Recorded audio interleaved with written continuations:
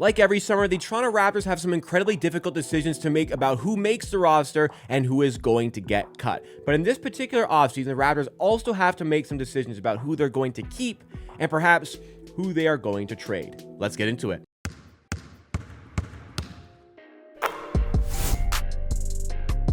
Welcome back, everybody. This is Amateur Sports, the YouTube channel that is completely dedicated to giving you Toronto Raptors content. Make sure you drop a like if you enjoyed this video and subscribe for more content just like it. And I say just like it because it's all Raptors content here, but it's not all going to be quite like this because I'm in my different setup today because we have a tier list. What we're going to be doing today is going through the entire Raptors roster as it currently stands and evaluating how safe these players are as far as making the roster and how safe these players are as far as not getting traded.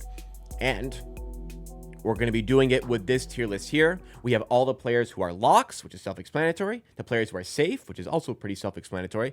The players who the Raptors could trade and could consider trading. We have the players who are not safe and are looking over their shoulder, potentially going to get cut. Players on two-way contracts, meaning they can go up and down freely from the Raptors 905 in the G League with the Raptors in the NBA. The players on Exhibit 10 contracts. And what Exhibit 10 contracts are is players who are signed for the summer for the Raptors, but they get an incentivized bonus to sign with the Raptors 905 in the G League if they are waived. So if they're waived by the Raptors and go to the Raptors 905 in the G League, they get that financial bonus. If they sign with any other G League team, they do not get that bonus. So again, it's that incentivization to sign with our G League affiliate. Usually that means that player is going to get waived. We saw last season with Jamison Battle that you can be on an Exhibit 10 deal and earn your way onto a two-way contract or more through your good play in the summer. Final category is the players who we need to waive or the players who are free agents. And I have to let you know before we start, this is being recorded on July 16th, 2025.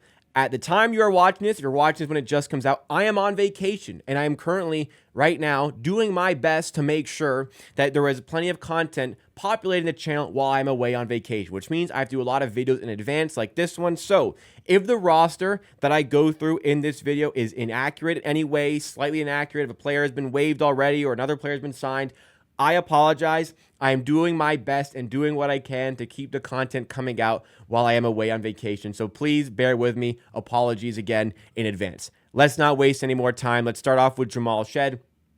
That is a player that is going to be the backup point guard for the Raptors to start the season. He had a good summer league. Has looked like he's gotten better. I think this is a player who is very relatively safe. Really embodies a lot of the culture that the Raptors are trying to bring to the team, this defensive mindset, this hard-working mindset. I think even going into second season, he's one of the older players despite being a second season because he came out of college as a senior. I think he's already turning into one of maybe the leadership figures, especially for the younger guys in this team. I really like Jamal Shed. I hope he does progress as a backup point guard. Offensively, we'll see what strides can be taken. Defensively, know how talented he is, but he is quite safe, I'd say. Colin Murray-Boyle is your 9th overall pick in the first round. I think it's pretty self-explanatory. You drafted him 9th overall. That is a player who is going to be safe. He is not going to be going anywhere. The Raptors are going to be keeping a hold of this guy. Looking forward to seeing him as a rookie. Next up, Jakob Poeltl. Kind of a complicated one because I would want to say he is like a lock because of how much I respect him as a player and how important he is to the Raptors roster because we just don't have a lot of players like this. But he did get floated around in some trade discussions in the offseason. So I think for that reason, we have to put him safe, just for that fact. But I would comfortably put him as a lock as well. He's not going anywhere. Ulrich Shamshay comes up next. And as much as he's like a safe player, he's on one of the two-way contracts. So he will be put into the two-way tier. Again, he'll be getting reps with the Raptors 905, but if we need him in the NBA, we can call him up. There's injuries or the Raptors want him, and hey, there's a lack of center depth in the Raptors, so maybe they will feel like they need him, especially after some very good summer league performances. We'll have to see what he does in preseason, but he's on the two-way contract. I think he could stand for another year of a lot of reps with the 905 and a lot of developmental strides being taken over there. Garrett Temple comes up here, and this could be a bit of a puzzling one, I think, for some Raptors fans, but you got to put him in the safe tier. Look, the Raptors, the coaching staff, the players, the front office, they very much value Garrett Temple as a vet for this team. for the presence he brings to the locker room and the presence he brings on the bench. Like, I don't know what goes on in the locker room, but you hear the coaches and his teammates, they sing his praises for the type of vet that he is. And on the bench, what we can see, anytime the Raptors make a big play, he's on his feet, cheering the guys on. Anytime the Raptors players are going back to the bench for a timeout, whatever, he's one of the first guys up, dapping them up, giving them high fives. And he's always sitting next to the coaching staff. They clearly value him. They would not have given him a fully guaranteed contract for the year if he wasn't safe. He's got to be in the safe tier. Now we go to our first player on the Exhibit 10 spots. This is David Roddy. I believe it was the 2022 draft where I was just absolutely enamored with this player. He was a projected second-round pick. I wanted the Raptors to select him at 33 overall, the year they took Christian Koloko. I thought he would easily fall to 33 and be available at 33. He ended up going much higher in the first round to the Memphis Grizzlies, who must have also seen some good signs, but it hasn't translated to the NBA. I think a good player to take a shot on an Exhibit 10, not a player I expect to crack the roster, but one I'm excited to see play with the Raptors 905. Elijah Martin's up next. He's a 39th overall pick by the Raptors in the second round, and he was a player given one of the two-way spots. One of the things he's going to have to work on in the G League is just sharpen up the three-point shooting. 35% three-point shooter across 5 seasons of college basketball, but if we can get that even sharper, that will lead to a potential future at all in the NBA. But again, another player I'm looking forward to seeing with the Raptors 905. This is a complicated one up next, and it's Ochai Agbaji. Now, Agbaji is a player I like. I think he's good, and I think he brings a lot of traits the Raptors don't really have on their team, mainly in shooting and in defense. Shot like 40% from corner threes last season. Good defender. I really like him. The issue is the Raptors just can't really afford him. He's due an extension at the end of the season, first of all, that they can't really afford. And as of right now, the Raptors are over the luxury tax threshold, meaning they will be a tax team. Now, they don't have to address this in the offseason. You can address that and go under the tax midway through the season, but Agbaji is the easiest player to move on from because of that extension due at the end of the year. For that reason, he is definitely a trade candidate and a player the Raptors will be exploring what's out there for. It's a shame because he's a good player, but that's just the reality of the current situation with the roster. So we'll have to wait and see, but they will be shopping him in the summer and potentially into the season. Grady Dick comes up next, and he's got to be in the safe tier. Like, he just has to be one of the safer players in the team. Now, what's going to make Grady Dick take his game to the next level is we know how good the shooting is. But if he can bulk up a little bit more, which it kind of seems like he is, and he become a better defender, like he just has to become a serviceable defender in the NBA, which he just isn't right now.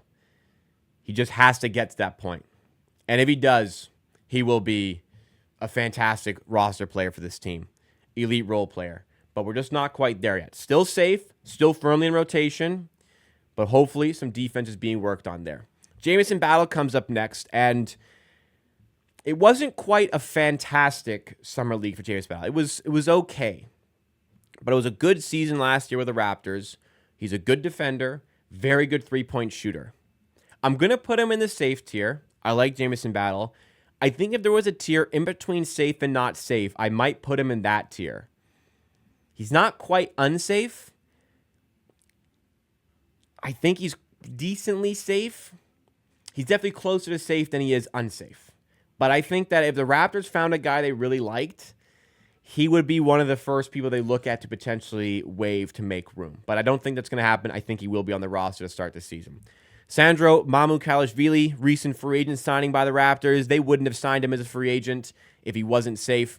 He's on a 1+1 contract with a player option for the second season. It brings something different. It brings us a big who can provide some outside threat scoring from three. It'd be interesting to see the lineups and interesting to see if he can crack the regular rotation, but I think he's safe based on the notion I just described. Jonathan Mobo, backup power forward. I like Jonathan Mobo. There's quite a few players kind of clogging up the depth, which maybe might lead to him not being in rotation, really. But I think he's still safe. Going into his second season, the Raptors will still want to see more of Jonathan Mobo before making a decision about his future. Up next, we have Tyler Degenhart. The Raptors signed on an Exhibit 10 deal. Didn't see any of him really in Summer League. Not really any play time. So Not a player I expect to be making waves in the summer. Looking forward to seeing him with the Raptors 9-5 in the G League after that Exhibit 10 deal. Same can be said for Clifford Omarui. If they really like these guys, they would have gotten some more game time in Summer League. They didn't. So another player on Exhibit 10 deal I look forward to seeing in Summer League as a interesting big, 6'11". Chris Boucher is up next, and the only reason Chris Boucher is even in this video is so that the comments don't say, where's Chris Boucher? What's going on with Chris Boucher? Chris Boucher, as of right now, is not under contract with the Toronto Raptors. The Toronto Raptors, we've already talked about it, don't have really any money. They cannot afford Chris Boucher. The era of Chris Boucher seemingly is over. He's already a free agent. The Raptors can't afford him. Some team will probably be able to pay him more.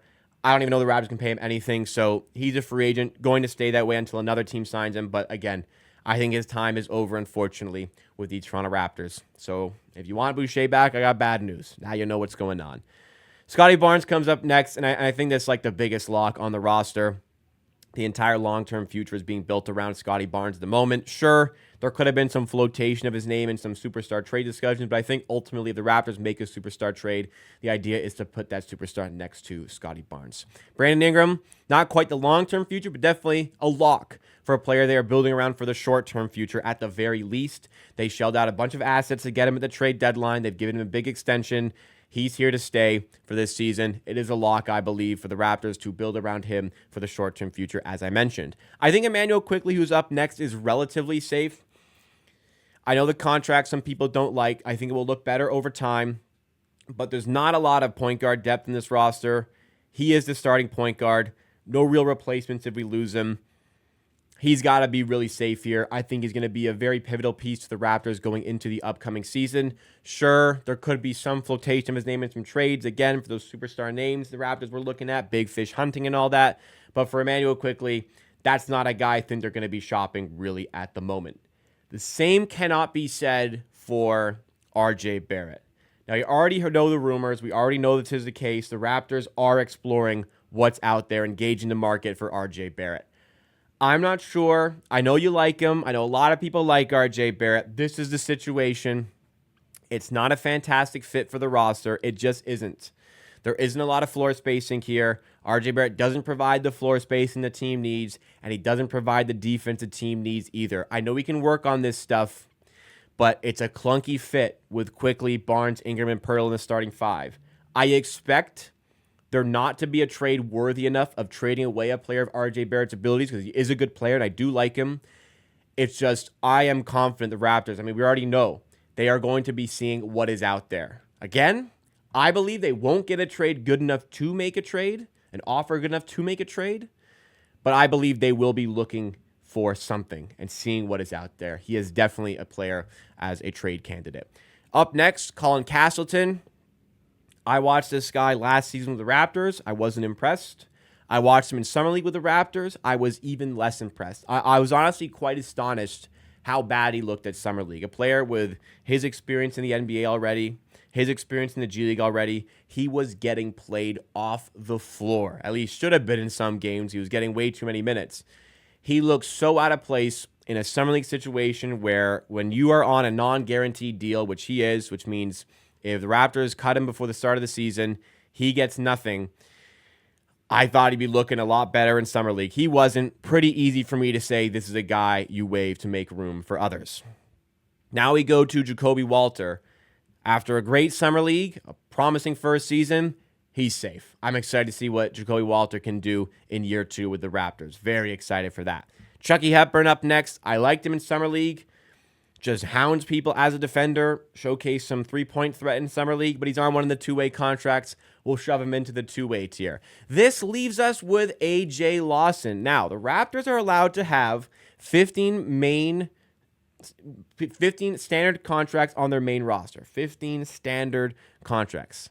Then they're allowed to have an additional 3 players on two-way contracts. So as it stands, is there room for A.J. Lawson also on a non-guaranteed deal? We've got 8, 10, 11, 12, 13, 14. So we've got 14 on the main roster here, plus the 3 two-way.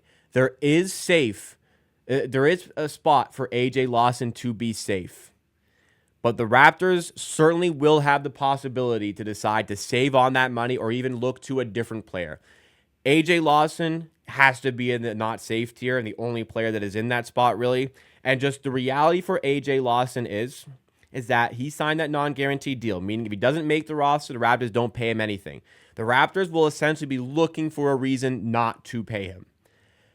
Now, to his credit, he was so good in Summer League, he might force their hands. He's got NBA experience with the Raptors. He's got NBA playoff experience with the Dallas Mavericks.